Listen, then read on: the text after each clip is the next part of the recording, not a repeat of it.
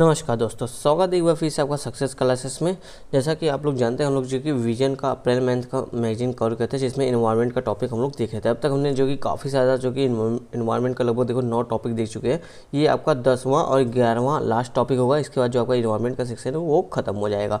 तो देखो इसमें आज हम क्या देखेंगे, पहला टॉपिक पूरा भूकंप प्रबंधन यानी आपका अर्थक्वेक मैनेजमेंट के बारे में समझेंगे।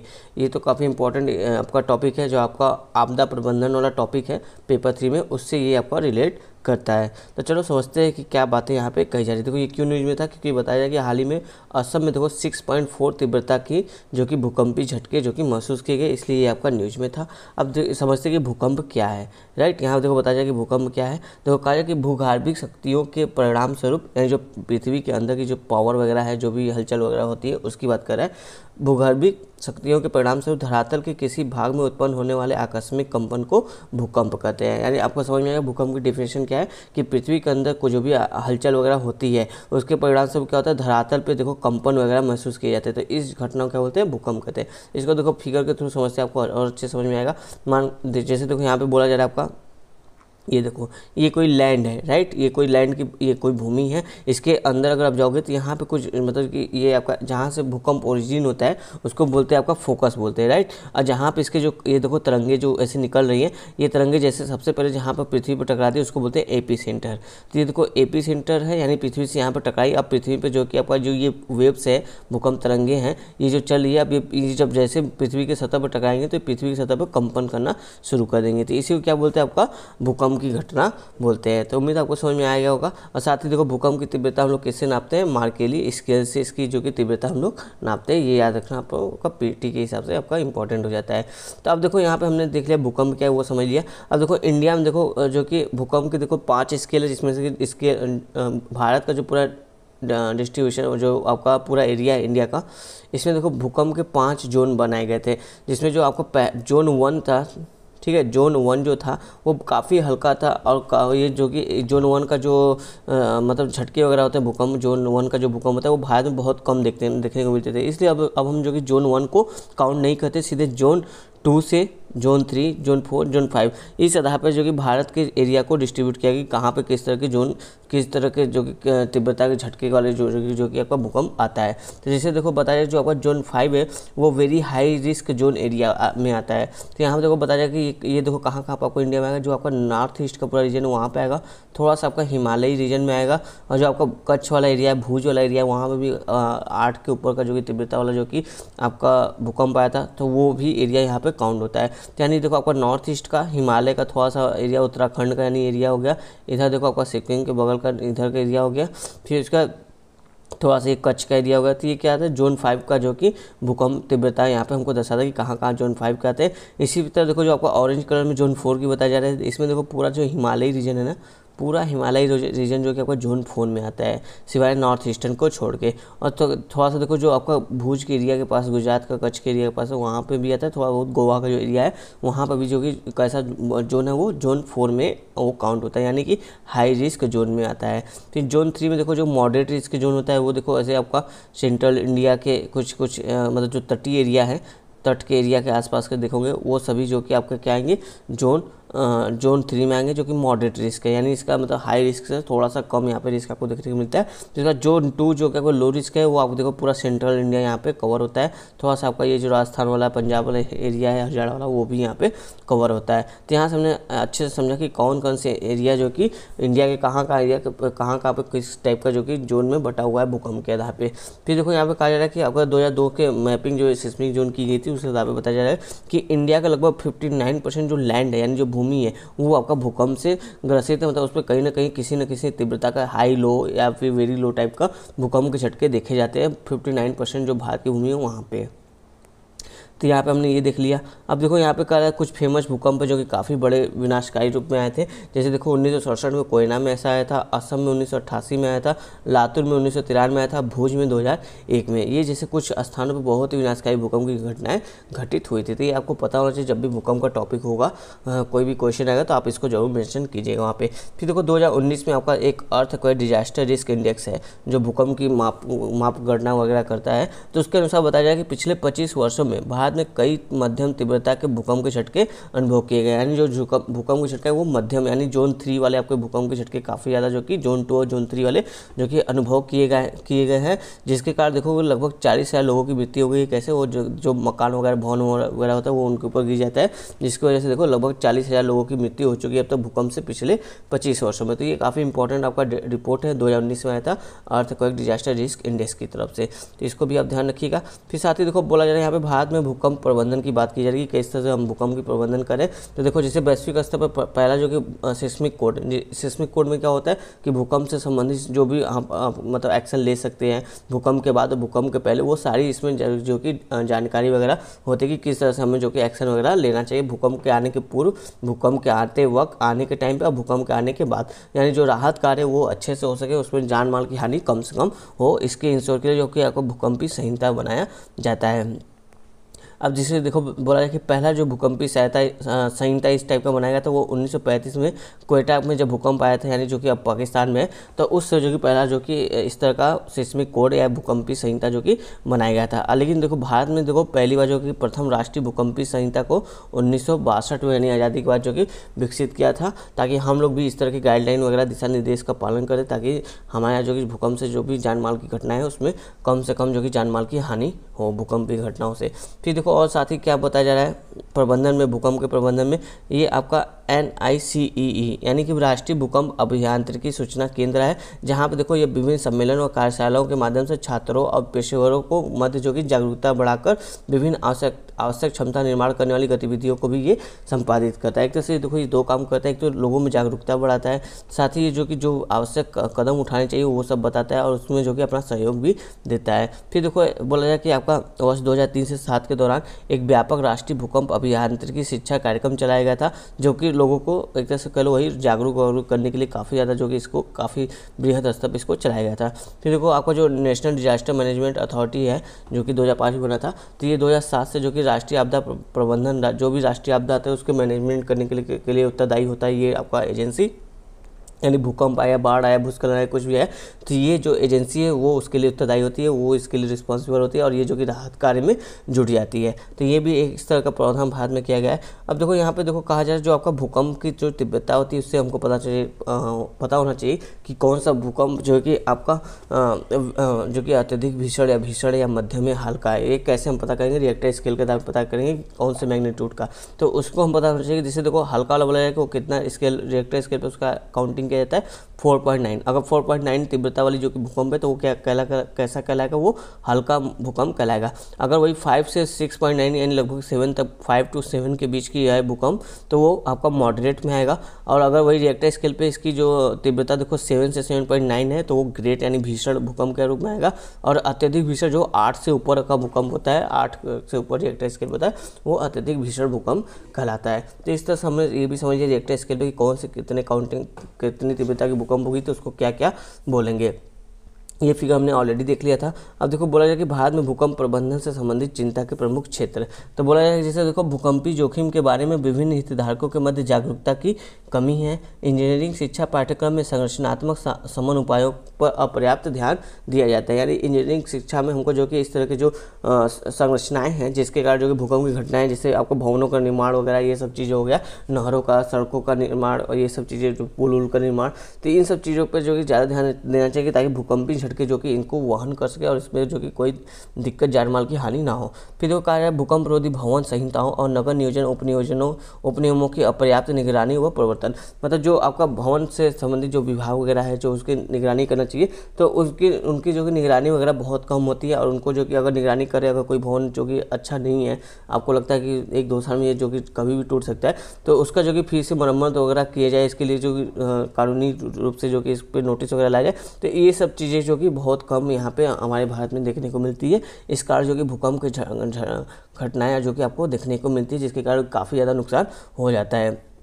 फिर देखो कहा जा रहा है आपका इंजीनियरों और राजमिस्त्रियों को लाइसेंस प्रदान करने की प्रणाली का अभाव, मतलब ऐसा नहीं कि किसी मतलब यहाँ पे इंडिया में क्या होता है कि किसी भी इंजीनियर, कोई भी इंजीनियर बन गया है, राजमिस्त्री बन गया है, तो उससे जो कि कोई भी भवन निर्माण करा लेते, पुलिया उलिया वगैरह का निर्माण करता है, भले उसको जो कि इस संबंध में जो कि लाइसेंस ना प्रदान हो कि वह भूकंप रोधी भवन निर्माण में जो कि प्रशिक्षित है, वो जो कि इसको अच्छे से बना सकता है, तो उसको अगर लाइसेंस नहीं मिला फिर भी वो जो कि इस तरह के काम करता है। जो कि जबकि आप देखो विदेशों में ऐसे काम के लिए लोग जो कि लोगों को जहाँ पे भूकंप वाला क्षेत्र है वहाँ पे भवन निर्माण के लिए, सड़क निर्माण के लिए, कुछ भी निर्माण कार्य होता है तो उनको लाइसेंस दिया जाता है, और जो लाइसेंस जिनके पास होता है उन्हीं से इस तरह के निर्माण कार्य कराया जाता है। तो इस तरह के भी जो कि इसके कारण भी जो कि देखोगे भारत में भूकंप से जान माल की हानि ज़्यादा हो जाती है। फिर देखो यहाँ पे कहा जा रहा है भूकंप प्रतिरोधी निर्माण के क्षेत्र में पेशेवरों के बीच में औपचारिक प्रशिक्षण का अभाव। देखो हमको टाइम पे जो कि इनको ट्रेनिंग देना चाहिए, जो भी मतलब भूकंप में राहत कार्य में जुड़े हुए हैं।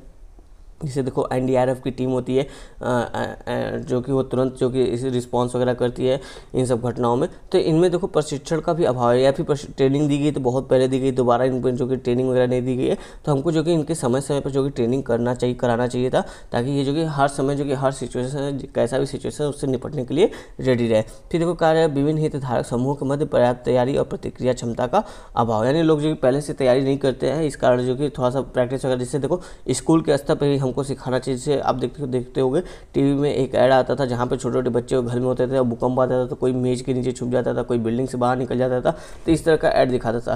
तो हमको क्या करना चाहिए, स्कूल के स्तर यानी बच्चों को ही जो कि शिक्षा के दौरान ही जब उनका पीटी वाला क्लास होता है या व्यायाम वाला क्लास होता है, तो उसी टाइम उनको ये सब जो आपदा से संबंधित चीज़ें हैं उनको सिखाना चाहिए कि इसमें कैसे रिएक्ट करना चाहिए, कैसे अपने आप को सेफ रखना चाहिए। तो ये सब चीज़ें हमको सिखानी चाहिए ताकि जो आपका जान मान की हानि है वो कम हो सके।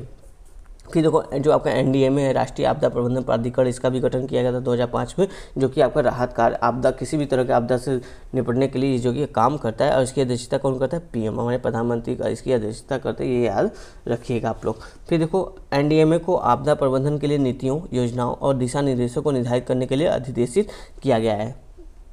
अब देखो यहाँ पे कुछ उपाय किया जा सकता है, जैसे कि यहाँ पे बताया जा रहा है, जैसे आप देखो यहाँ पे बोला जा रहा है कि हमें जो कि भूकंप रोधी डिजाइन और नई संरचनाओं का निर्माण करना चाहिए, और जो पेशेवर इसमें उनको बराबर ट्रेनिंग वगैरह देना चाहिए। फिर देखो और क्या कर रहा है कि जन उपयोगी और महत्वपूर्ण संरचनाओं का भूकंप की दृष्टि से सुदृढ़ीकरण और पुनरुद्धार किया जाए, यानी कि बोला जाए कि जो मौजूदा निर्माण भवन वगैरह हैं उनकी पूरी की पूरी डेटा तैयार की जाए, सूची तैयार किया जाए, लिस्टेड किया जाए, जो ज़्यादा पुराना है उनको पहले लिस्टेड किया जाए, और फिर बाद में जो असुरक्षित संरचना है उसको जो कि मजबूतीकरण किया जाए, साथ ही उसका पुनरुद्धार भी किया जाए, ताकि उस भूकंप वगैरह आए तो वो जो कि वो जो भवन वगैरह है वो टूटे ना। तो ये सब काम हमको जो कि एक तरह से निगरानी वाला काम करना चाहिए। और साथ ही बोला जाए कि विनियमन और प्रवर्तन, देखो जैसे बोला कि जो पेशेवर है उन्हीं को लाइसेंस देना चाहिए और उनका रजिस्ट्रेशन वगैरह करा के उनको जो कि सत्यापन कराना चाहिए, और डिजाइन की जाँच करना तथा भवन निर्माण की अनुमति देना, ये सब काम जो कि आपका एनडीआरए जो होगा, NDMA national disaster management authority है, उसके अंतर्गत होना चाहिए। वो जो कि सभी जिनको लाइसेंस दिया जाए बस उन्हीं से जो कि भूकंप रोधी टाइप का जो कि इमारत वगैरह बनवाएं, और किसी भी लोग से ना बनवाएं, ऐसा जो कि कुछ प्रावधान करना चाहिए। साथ ही देखो बोला जा रहा है कि जागरूकता और पूर्व तैयारी, मतलब हमको जो कि भूकंप के संबंध में जो भी घटनाएं हो रही हैं उससे जो कैसे बचाव कर पाना, इसकी जागरूकता होनी चाहिए और पूर्व की तैयारी भी होना चाहिए। जैसे देखो आपातकालीन योजनाएं और पूर्वाभ्यास पहले से अभ्यास करते रहना चाहिए, जहाँ पे खासकर देखो जहाँ पे उन एरिया में लोगों को पहले से प्रशिक्षण देना चाहिए जहाँ पे भूकंप की घटनाएं बार बार आपको देखने को मिलती है। जैसे हिमालयी रीजन पर आप देखो वहाँ पर झटके अक्सर, जैसे उत्तराखंड में देख लो बार बार भूकंप के झटके वहाँ पर देखने को मिलते हैं। फिर साथ ही देखो कहा जाए कि राष्ट्रीय और राज्य स्तरीय भूकंप आपदा प्रबंधन योजनाएं होना चाहिए, जिला से लेकर सामुदायिक स्तर तक पूर्व तैयारी से जुड़ी योजनाएं भी होनी चाहिए, और भूस्थलों की अति संवेदनशीलता का मानचित्रण करना चाहिए। जैसे अभी हमने ऊपर मैपिंग में देखा कि कौन कौन से एरिया में जो कि किस जोन का जो कि भूकंप वगैरह आता है, कहाँ पे ज़्यादा डेंसिटी का भूकंप आता है, कहाँ पे लो डेंसिटी का भूकंप आता है, ये सब चीज़ें देखा। तो इसी तरह हमको जो कि डिस्ट्रिक्ट वाइज भी जो कि इसको जो कि मैपिंग करना चाहिए कि कौन से डिस्ट्रिक्ट में जो कि भूकंप की घटनाएं ज़्यादा होनी चाहिए आती हैं, ताकि लोग जो कि उस आधार पर वहाँ पर तैयारी रहे, उस आधार पर जो कि भवनों का निर्माण वहाँ पर किया जाए। तो ये सब चीज़ें हमको करना चाहिए आपका पूर्व तैयारी के अंतर्गत। फिर वही बोला कि क्षमता विकास, शिक्षा, प्रशिक्षण, अनुसंधान विकास और लेखन वगैरह जो कि काम हमको करना चाहिए, प्रलेखन, ठीक है। क्योंकि देखो मतलब जो लोगों को बराबर ट्रेनिंग देना चाहिए, बच्चों को जो कि स्कूली स्तर पर जो कि इस तरह की आपदाओं से निपटने के लिए जो कि उनको जैसे क्लास 6 में अगर बच्चे आ गए तो वहाँ से इनको सिखाना चाहिए। तो ये सब चीज़ें की बात यहाँ पे कही जा रही है, जागरूकता लाने की बात लोगों में की जा रही है। बोला जाए फिर आपात के बाद की जाने वाली कार्रवाई, देखो आपातकालीन उपकरण, लॉजिस्टिक और चिकित्सा संबंधी जो कि राहत क्षमता होती है उसका जो कि हमको प्रयोग जो कि हमेशा जो कि रेडी रखना चाहिए कि कब इसकी ज़रूरत पड़े, खासकर जहाँ पे जोन 4, 5 वाले जो कि जोन जोन 3, 4, 5 वाले जो एरिया है वहाँ पे ये चीज़ हमेशा रेडी रहना चाहिए, और जो NDRF बल है उनको भी बराबर प्रशिक्षण वगैरह देते रहना चाहिए। फिर देखो बोला जाए कि अंतर्राष्ट्रीय सहभागिता भी आपका भूकंप से होने वाली जानमाल हानि को रोकने के लिए इस तरह की अंतर्राष्ट्रीय सहभागिता भी हम लोग अपना सकते हैं। जैसे देखो यहाँ पे बताया जा रहा है आपका ये जो आपका लचीली अवसंरचना निर्माण है, ये आपका कौन सा जो कि SDG नंबर 9 है, जहाँ पे कि हम जो कि अपनी जो इंफ्रा है उसका जो कि इस तरह से निर्माण करें कि उससे जान मान की हानि कम हो और आपदा के समय में वो जो कि कम से कम नष्ट हो। तो इससे देखो SDG 9 जो हमारा उसको प्राप्त करने में हमको सहायता मिलेगी। इसी के तहत जो कि भारत ने देखो जो आपका 2019 का जलवायु समिट हुआ था, क्लाइमेट समिट हुआ था, उसमें जो कि एक इनिशिएटिव शुरू किया था भारत ने, आपदा रोधी बुनियादी ढांचे के लिए गठबंधन, यानी coalition for disaster resilient infrastructure, जिसको CDRI कहा जा रहा है। तो इसको बारे में भी आप जानते हैं कि क्योंकि इसकी इनिशिएटिव किसने शुरू की थी, भारत ने शुरू की थी। इसका उद्देश्य क्या था, देखो कि ज्ञान के आदान प्रदान को बढ़ावा देना और आपदा अवरोधी अवसंरचना से सृजन हेतु देशों को तकनीकी सहायता प्रदान करना, ताकि जो जान मान की हानि है वो कम से कम हो सके, और जो लोग जो कि अपने नॉलेज को, एक्सपीरियंस को जो कि आपस में जो कि साझा करें, इस तरह के भूकंप निर्माण करें। देखो इसमें देखो सबसे अच्छा एग्जाम्पल आपका जापान हो सकता है। जापान देखो हमेशा वहाँ पे भूकंप के झटके आते रहते हैं, सुनामी वगैरह आती रहती है, तो वहाँ पे जो मकान वगैरह बनाए जा रहे हैं, तो जहाँ खासकर जोन 4, 5 टाइप के एरिया है, वहाँ पे जो मकान बनाए वहाँ पे भूकंप रोधी टाइप के मकान बनाए, तो वहाँ से हम जो कि उनके नॉलेज वगैरह को या एक्सपीरियंस वगैरह को ले सकते हैं, जिसके थ्रू जो कि अपने यहाँ जो कि इस तरह की स्ट्रक्चर वगैरह बना सकते हैं। तो ये काफ़ी अच्छा इनिशिएटिव है coalition for disaster resilient and infrastructure वाली।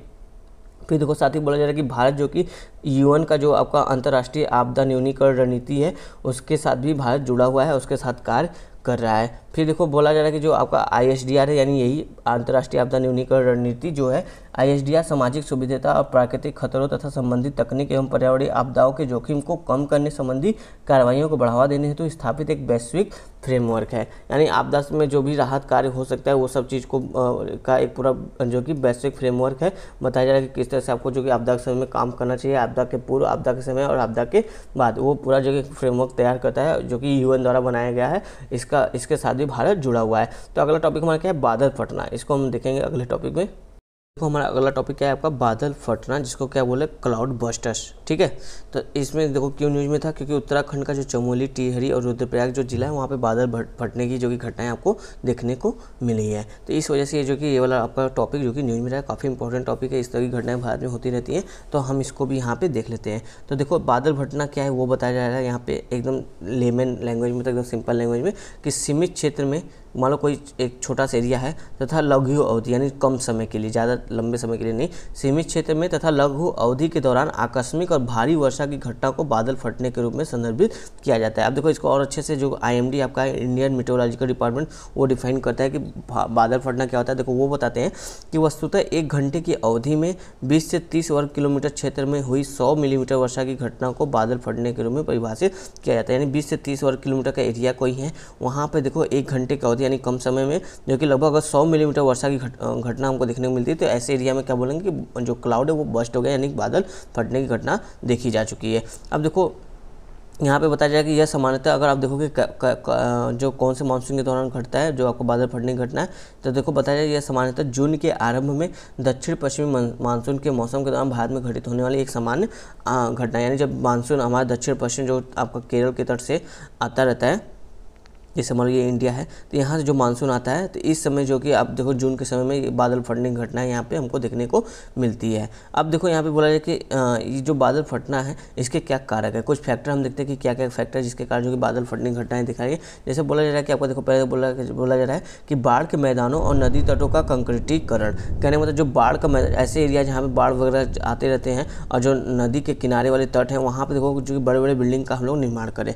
जब बिल्डिंगों का निर्माण करें तो उससे क्या होगा, जो हवा है वो जो कि इनसे टकरा कर ऊपर उठती जा रही है, मतलब जो बादल वो ऊपर ऐसे ऊपर की तरफ चले जाते हैं और इनमें जो कि जल का पानी इकट्ठा होता है। वो कैसे प्रोसेस वो हम आगे देखेंगे, बस अभी यहाँ समझिए उसके फैक्टर को कि क्या क्या फैक्टर है। जैसे बोला जाए कि जो आपका नदी तट है या फिर बाढ़ के मैदानी एरिया है वहाँ पर कंक्रीटीकरण काफ़ी तेज़ी से हो रहा है, यानी वहाँ के वनों को भी काटा जा रहा है। यहाँ पे बोला जा रहा है निर्वनीकरण, यानी पेड़ों की कटाई काफ़ी तेज़ी से हो रही है, वनों की संख्या में कम गिरावट हमको देखने को मिल रही है। इस कारण भी जो कि आपको बादल फटने की घटना दिखाई जाती है। वैश्विक तापमान यानी ग्लोबल वार्मिंग बढ़ रहा है, क्लाइमेट चेंज और पहाड़ी मैदानों और भूकंपीय क्षेत्रों का निर्माण। यानी पहाड़ी मैदानों पर देखो जहाँ की जो कि निर्माण कार्य या फिर भूकंप क्षेत्र वाले जहाँ एरिया है वहाँ पर निर्माण कार्य अधिक हो रहा है, इस वजह से भी जो कि आपको बादल फटने की घटना आपको देखने को मिलेगी। ये सारे जो फैक्टर आपको डायरेक्ट नहीं है, इनडायरेक्ट है, इसलिए आपको थोड़ा सा समझने में अनपढ़ लग रहा होगा कि ये सब फैक्टर कैसे हो सकते हैं, पर ये इनडायरेक्टली जो कि बादल फटने के कारकों में जो कि अपना योगदान देते हैं। अब देखो यहाँ पे बताया जाए कि बादल कैसे फटता है। और साथ ही देखो इस तरह की जो आपदा वगैरह आती है तो इससे कौन निपटता है, हमारा एनडीएमए यानी राष्ट्रीय आपदा प्रबंधन प्राधिकरण है, वो जो कि इस तरह की घटनाओं के लिए जिम्मेदार होता है उससे निपटने के लिए। अब कैसे घटित होता है बादल फटने की घटना, आप यहाँ से इस फिगर से देखो तो आपको समझ में आएगा, काफ़ी अच्छा समझाया है यहाँ पे।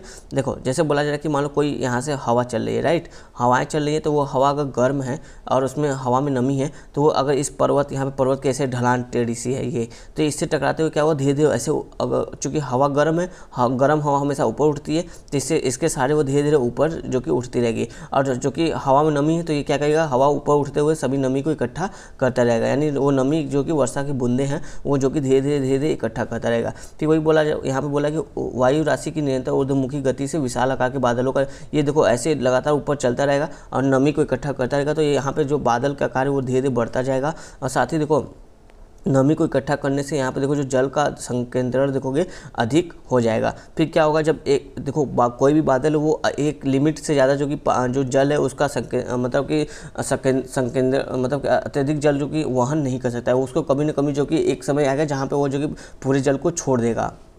तो ऐसी घटना में बोला जा रहा है कि इसी तरह जो कि ढलानों के साथ जो कि ऊपर लगातार चलता जाता है और जो कि नमी को ग्रहण करते हुए जो कि वर्षा के जल का संचयन करता रहता है। फिर जल के संकेंद्रण में वृद्धि के कारण अचानक स्थानीय स्तर पर भारी वर्षा हमको देखने, जब बहुत ज़्यादा एक लेवल पे हो जाता है कि बादल के अंदर अधिक से अधिक जल आ गया, अब नहीं आ सकता, तो क्या होता है जब जहाँ भी ये बादल जो कि ऊंचाई वाले एरिया से टकराते हैं या फिर एक इन पर जो कि ओवरलोड हो जाता है वर्षा का, तो वो अपने पूरा वो बादल जो कि बस्ट हो जाता है, पूरा जो पानी है वो इकट्ठा पानी जो कि नीचे एक ही जगह पर गिर जाता है। इसी जो पानी इकट्ठा जो कि अचानक से एक जगह पर ढेर सारा बादल से गिर गया, उसी को क्या बोलते हैं हम लोग बादल फटने की घटना कहते हैं। अब इसके परिणाम स्वरूप क्या होता है, देखो जहाँ पे खड़ी ढलान नहीं होती है और वनस्पतियों का आवरण नहीं होता है वहाँ पे इसके कारण देखो बाढ़ की घटना हमको देखने को मिलती है। अगर देखो वनस्पति पेड़ वगैरह यानी जंगल वगैरह रहेगा तो जो बादल फटेगा, जो पानी यहाँ पे जाएगा वो जो कि पेड़ों से टकराते हुए इसकी जो गति है वो धीमी हो जाएगी, और वो जो कि पेड़ जो कि बहुत से जो पेड़ वो जो कि इसके पानी को ऑब्जॉर्व करते रहेंगे, मिट्टी के थ्रू जो कि ऑब्जॉर्व होता रहेगा। लेकिन जब पेड़ वगैरह नहीं है तो ये जो पानी तेज़ी से जो कि ढलानों के सारे आगे चलती रहती है और बाढ़ का रूप ले लेती है। तो ये हमने काफ़ी अच्छे से समझा कि बादल फटने की क्रियाविधि कैसे कैसे बादल फटने की घटना होती है। अगर आपको और अच्छे समझना है तो आप YouTube पे देख सकते हैं, काफ़ी अच्छे से वहाँ पे दिखाया गया है। फिर देखो ये वही सब बातें जो यहाँ पे हमने पढ़ा वही सब बातें यहाँ पे की जा रही है। और ये जो इस तरह के बादल फटते हैं, इस तरह के जो बादल थे उसको क्या बोलते हैं, कपासी वर्षा बादल या मेघ बादल बोलते हैं, जिसको इंग्लिश क्या बोलते हैं, क्यूमुलोनिम्बस क्लाउड कहा जाता है, राइट। इस वाले जो क्लाउड होते हैं, इस टाइप का जो क्लाउड होता है, इसमें देखो भारी वर्षा, तूफान और बिजली गिरने जैसी घटनाएं भी हमको देखने को मिलती है। अब देखो यहाँ पर बोला जाए कि बादल फटने की घटनाएं जो ऐसा नहीं केवल पर्वतीय या पहाड़ी इलाकों में होती है, मैदानी इलाकों में भी होती है, लेकिन पर्वतीय क्षेत्रों में इनकी घटनाएं घटित होने की संभावना जो कि अधिक होती है। यानी पर्वतीय क्षेत्रों में ज़्यादा बादल फटने की घटनाएं देखने को मिलती है। इसलिए देखो जो हमारा जो न्यूज़ में आया था वो कहाँ पर आया था, आपका उत्तराखंड में। उत्तराखंड देखो पहाड़ी एरिया है, पर्वतीय एरिया है, वहाँ पर इस तरह की घटना हमको देखने को मिली है। अब देखो यहाँ पे कहा जा रहा है कि आपने बादल फटना कैसे होता है ये सब देख लिया, समझ लिया। अब देखो कहा जा रहा है कि बादल फटने की घटना अधिकतर देखो कि समुद्र तल से 1000 से 2500 मीटर की ऊंचाई पर घटित होती है। फिर देखो बादल फटने के प्रभाव यहाँ पे बताया जाएगा कि इसके क्या प्रभाव हो सकते हैं। जैसे वही बताया जाए कि आकस्मिक बाढ़ आ जाएगा, खूब तेज़ी से बाढ़ वगैरह आ जाएगा जिसमें जान माल की हानि होगी। भूस्खलन देखने को मिलता है, चूँकि ये पर्वतीय क्षेत्र में आता है तो पर्वतीय क्षेत्र के क्या होता है, कुछ पार्ट जो कि टूट के गिरते रहते हैं, तो इससे जो कि लैंडस्लाइड की घटना हमको देखने को मिलती है। और जो जान माल इसके परिणाम से जो जान माल की हानि होती है वो तो भाई होती रहती है हमेशा। जैसे आप देखो केदारनाथ में बाढ़ आया था 2011 या 13 के टाइम लाइन में, काफ़ी ज़्यादा जो कि जान माल की हानि हुई थी, इसी तरह वो बादल फटने की घटना के कारण ही हुई थी। फिर देखो वे फॉरवर्ड में कहा जा रहा है कि इससे कैसे हम लोग निपट सकते हैं इस तरह की घटना से। तो बोला जो रडार नेटवर्क है उसका प्रयोग करना चाहिए ताकि जो बादल फटने की संभावना वाले क्षेत्रों में सघन नेटवर्क स्थापित करने की आवश्यकता है, ताकि जो भी मतलब कि इस तरह की घटनाएं हो तो उसको संबंधित जो कि हमको थोड़ा बहुत अनुमान पहले से ही लग जाए। वैसे संभवतः देखो जो बादल फटने की घटना है इसका हम ऐसा नहीं कि मौसम विभाग की तरह 24 घंटे पहले अनुमान लगा लेंगे कि हाँ अब यहाँ बादल फटने, क्योंकि ये देखो बहुत कम समय के लिए होता है और तुरंत बादल फटने वाली घटना जो प्रोसेस होती है बहुत कम समय में शुरू होकर खत्म हो जाती है। तो इसलिए इसका अनुमान लगाना बहुत ही कठिन है। इसलिए ये बोला कि जहाँ पर ज़्यादा बादल फटने की घटना होती है वहाँ पर रडार नेटवर्क का प्रयोग करना चाहिए, ताकि उच्च रेजोल्यूशन वाला मौसम और पूर्वानुमान मॉडल यहाँ पे अपना सकते हैं। फिर देखो यहाँ बोला है कि सर्वोत्तम पद्धतियों का मेथड का प्रयोग करना चाहिए, जैसे बोला जाए आपका, ये देखो इंपॉर्टेंट है, कोपेनहेगन जलवायु अनुकूलन योजना। ये ऐसा एक योजना चलाया गया था जो कि आपका ऐसे बादल फटने वाली घटनाओं से इस संबंधित ये डील करता है। तो इसमें बोला जा रहा है आपका देखो, संभवतः बादल फटने की घटनाओं को कम करने की दिशा में यह एक उपयोगी मॉडल है। इसके अंतर्गत जो कंक्रीटीकरण की योजनाओं और नहरों के निर्माण के साथ साथ क्लाउड बस्ट मास्टर प्लान को कार्यान्वित किया जाता है। मतलब जहाँ पे भी बिल्डिंग वगैरह निर्माण किया जा रहा है, कंक्रीटीकरण किया जा रहा है और नहर वगैरह का निर्माण किया जा रहा है तटों वगैरह में, तो वहाँ पर उसके साथ साथ जो कि क्लाउड बस्ट मास्टर प्लान भी, मतलब कि अगर मान लो यहाँ पे क्लाउड बस्ट हो गया तो यहाँ पे जो पानी है, इकट्ठा पानी बादल से गिरा है, उसका जो कि निकासी आसानी से हो सके, ताकि ये जो बाढ़ है यानी फ्लड का रूप यहाँ पे ना ले ले। तो ये सब का भी प्लान हमको ध्यान रखना चाहिए ताकि जान माल की हानि कम से कम हो सके। फिर साथ ही बोला है कि जहाँ पे बादल फटने की संभावना अधिक है, जैसे नदियों के किनारे वगैरह, ऐसे किनारों वगैरह पे, वहाँ पे बस्तियों का निर्माण पे रोक लगाना चाहिए। वहाँ पे बस्तियों का निर्माण कम से कम करना चाहिए, ताकि जान माल की हानि, जो लोगों की जान चली जाती है, वो कम से कम हो सके। और ग्रामीण लोगों को इस संबंध में प्रशिक्षित करना चाहिए, अगर ऐसा कुछ होता है तो उनको क्या करना चाहिए अपने बचाव के कार्य में। तो ये सब बातें यहाँ पे बादल फटने की घटना के बारे में बताई जा रही है। अब यहाँ पे आपका इन्वायरमेंट का सेक्शन जो खत्म होता है, काफ़ी इंपॉर्टेंट था। यहाँ से आपका नेक्स्ट टॉपिक चलेगा आपका सोशल इशू, जिसको हम मुझे कल देखेंगे अपने अगले वीडियो में। धन्यवाद दोस्तों।